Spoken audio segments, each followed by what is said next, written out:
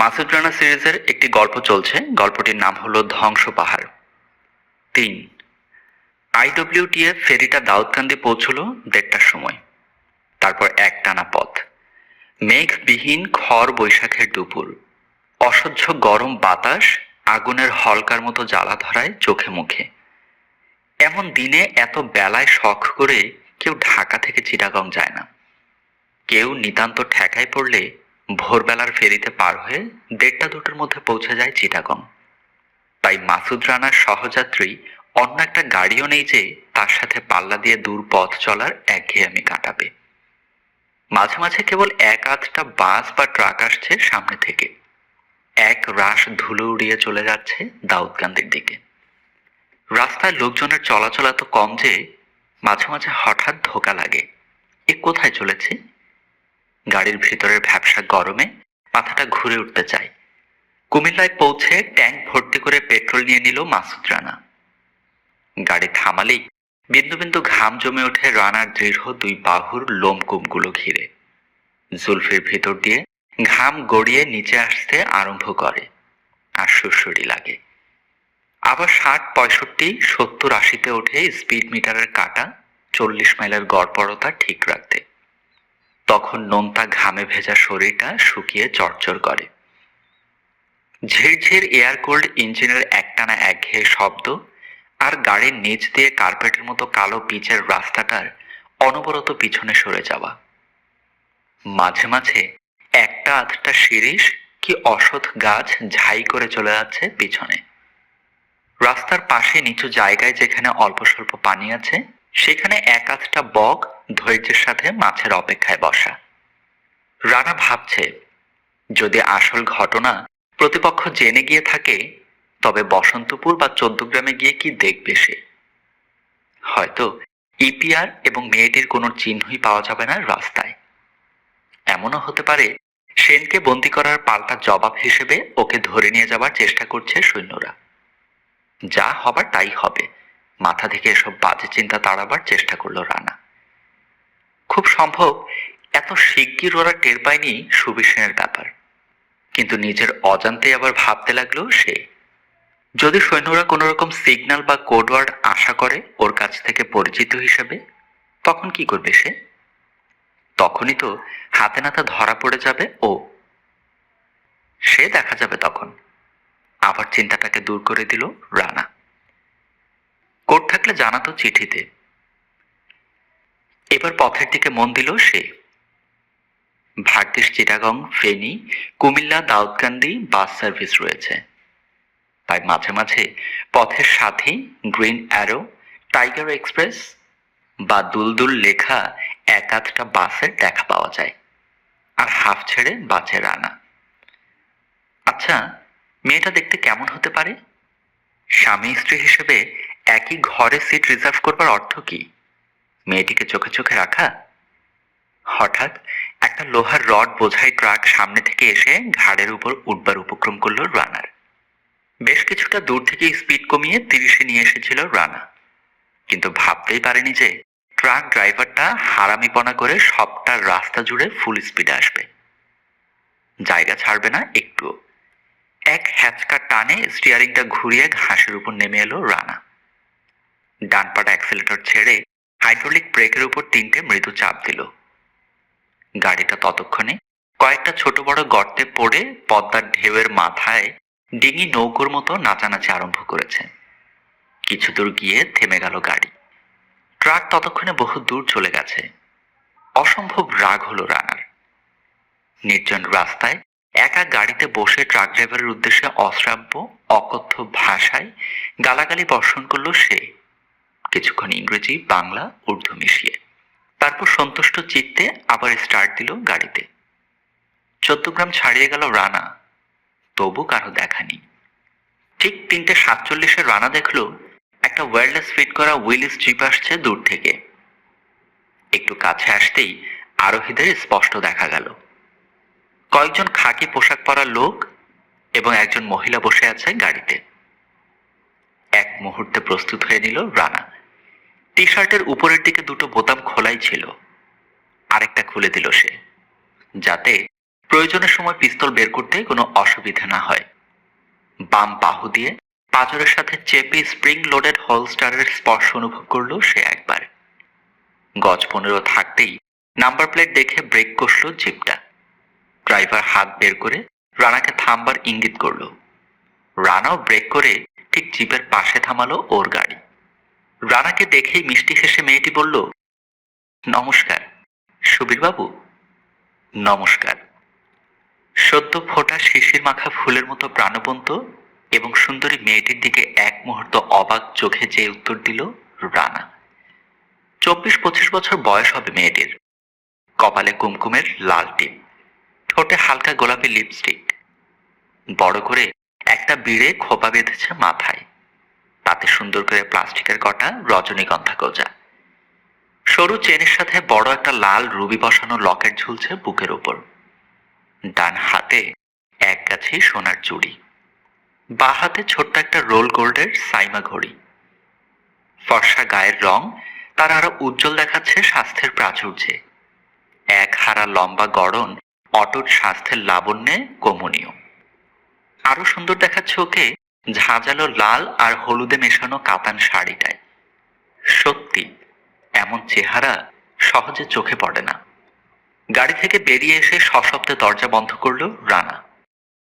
জিপের driving seat থেকে নেমে এসে রানার সাথে হ্যান্ডশেক করলো আর্মি অফিসার। বলল, this is captain Mohan Rao. How do you do mister Sen? How do you do, স্বাভাবিক গাম্ভীর্যের সাথেই উত্তর দিল রানা। কয় প্যাকেট লাগবে আপনার মিস্টার সেন? প্রশ্ন করল মোহন রাও। 4টে। বেশ, গাড়ির পেছনের সিটে তুলে দিচ্ছি প্যাকেটগুলো। না, সামনের বুটে রাখতে বলুন।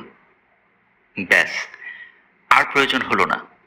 এটুকুতেই বুঝে নিল ক্যাপ্টেন যা বুঝবার। জোরে রানার হাতটা আবার বার কয়েক ঝাঁকিয়ে দিল। ততক্ষণে মেয়েটি এসে দাঁড়িয়েছে পাশে। একটু মিষ্টি গন্ধ, মৃদু রিনিঠিনি চুড়ির শব্দ, আঁচল উঠছে বাতাসে। বাব্বা, কি অসম্ভব গরম। আপনি গাড়িতে গিয়ে বসুন না। যেন কতকালের চেনা, এমনিভাবে বলল রানা। মেয়েটির দ্বারা এই মুহূর্তে কোনো ক্ষতির সম্ভাবনা নেই। লক্ষ্য রাখতে হবে সিপাই 3 জন আর ক্যাপ্টেনটার দিকে। গাড়িতে গিয়ে বসলো মেয়েটা। তারপর বাঁ হাতে লিভার টান দিয়ে সামনের বনেটটা খুলে দিল। ভক্সওয়াগন গাড়ি সম্বন্ধে মেয়েটির পরিষ্কার ধারণা আছে বোঝা গেল। হিন্দিতে জিপের লোকগুলোকে কিছু বলল ক্যাপ্টেন। সশব্দে লাফিয়ে নামলো গাড়ি থেকে ইপিআর এর ইউনিফর্ম পরা 3 জন সেপাই। বাঙালি বলে মনে হলো না, বোধহয় দাড়ি কামানো শিখ হবে। বিনা বাক্য ব্যয়ে জুতোর বাক্সের চাইতে সামান্য বড় 3টে প্যাকেট খুব যত্নের সঙ্গে এনে পাশাপাশি সাজিয়ে রাখলো সেপাইরা বুটের মধ্যে। বাক্সগুলো পাতলা কেরোসিন কাঠের, বাইরে থেকে স্টিলের পাত দিয়ে জড়িয়ে শক্ত করে বাঁধা। 2-একটা খড়কুটো বেরিয়ে আছে প্যাকেটের গায়ের কোনো ফাঁক দিয়ে। গায়ের লেবেল বা কোনো রকম চিহ্ন নেই। ভিতরে কি আছে ঠিক বুঝতে পারল না রানা, কিন্তু বয়ে আনার ধরন দেখে মনে হলো ছোট হলেও প্যাকেটগুলো অত্যন্ত ভারী। একজন ফিরে গিয়ে আরেকটা অপেক্ষাকৃত ছোট প্যাকেট এনে রাখলো বুটের ভিতর। তারপর বনেটটা নামিয়ে দিতেই অটোমেটিক লক হয়ে গেল সেটা। বাকি 2 জন ততক্ষণে মেয়েটির একটা সুটকেস তুলে দিয়েছে গাড়ির পিছনের সিটে। এদের মনে কোনো রকম সন্দেহের উদ্রেক হয়নি দেখে আশ্বস্ত হলো রানা। পিসিআই নিপুণ কাজের জন্য গর্ব অনুভব করলো সে।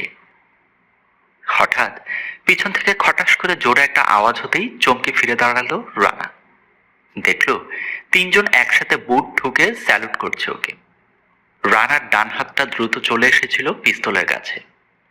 1 সেকেন্ডে সামলে নিয়ে ও হাত তুলে ভারতীয় কায়দায় প্রত্যাভিবাদন করলো। পর মুহূর্তেই এক লাফে জিপের পিছনে উঠে বসলো 3 সেপাই, ঠিক 3টে বানরের মতো, এবং সাথে সাথে সাঁ করে চলে গেল জিপটা যেদিকে যাচ্ছিল সেদিকেই। বিলীয়মান গাড়িটার দিকে কিছুক্ষণ চেয়ে থাকলো রানা। দিন দুপুরে ভোজবাজির মতোই ঘটে গেল যেন ঘটনাগুলো।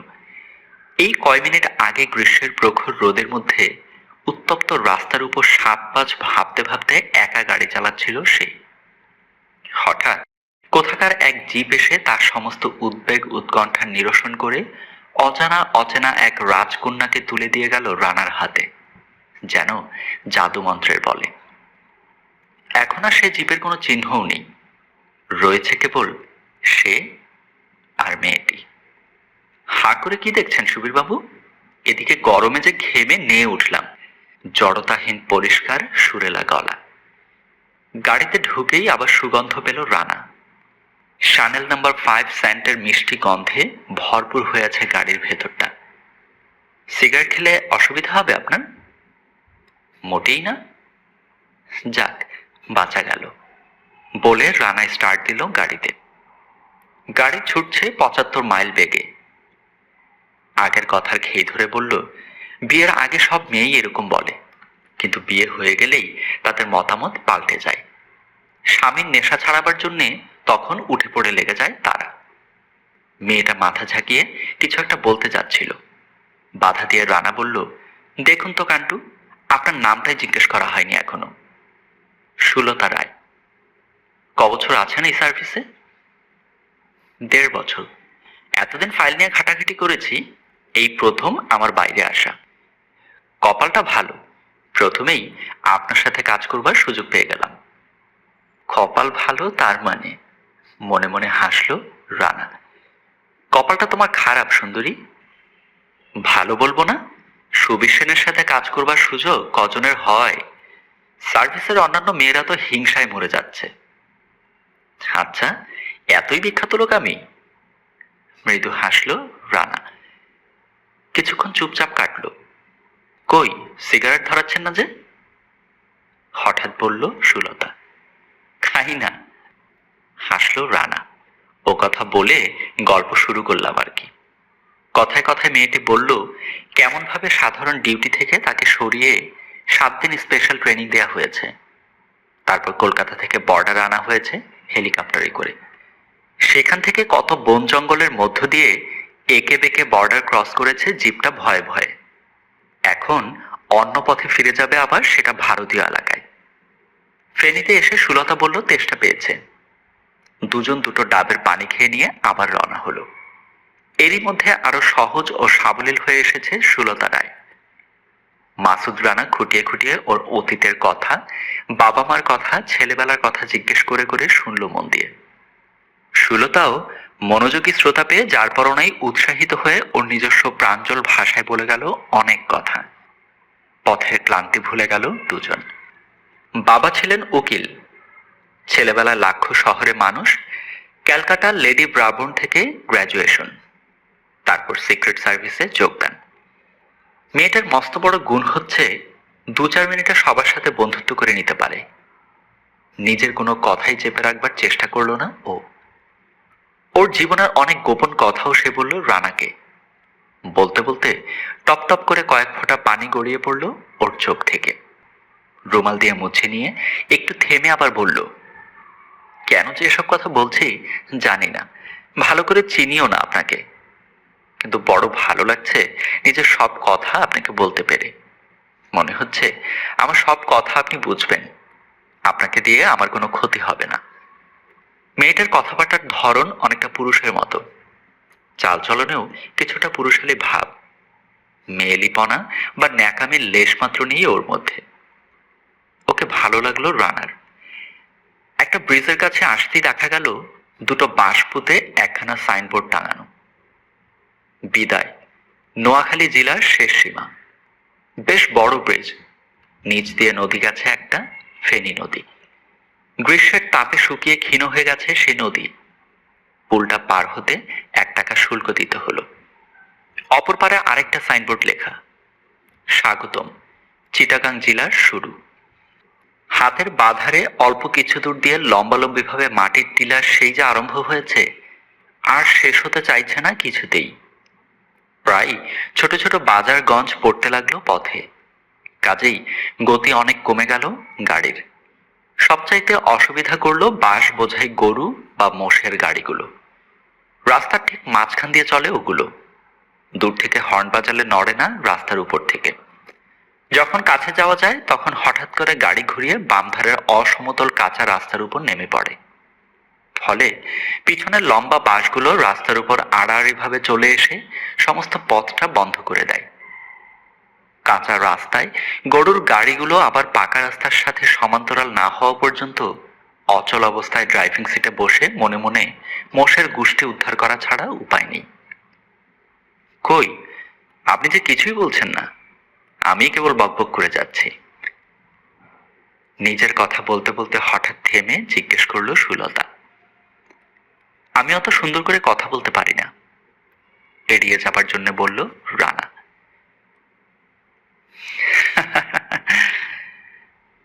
জোরে হেসে উঠে কথাটা উড়িয়ে দিল সুলতা। একটা মাইল পোস্ট পার হয়ে যাচ্ছিল, চট করে দেখে নিয়ে সুলতা বলল, চিটাগং 10 মাইলস। তখন গোধূলি লগ্ন। সারাদিন পৃথিবীর উপর অগ্নি বর্ষণ করে সূর্যটা বঙ্গোপসাগরে ডুব দিয়ে গাটা জুড়োচ্ছে এখন।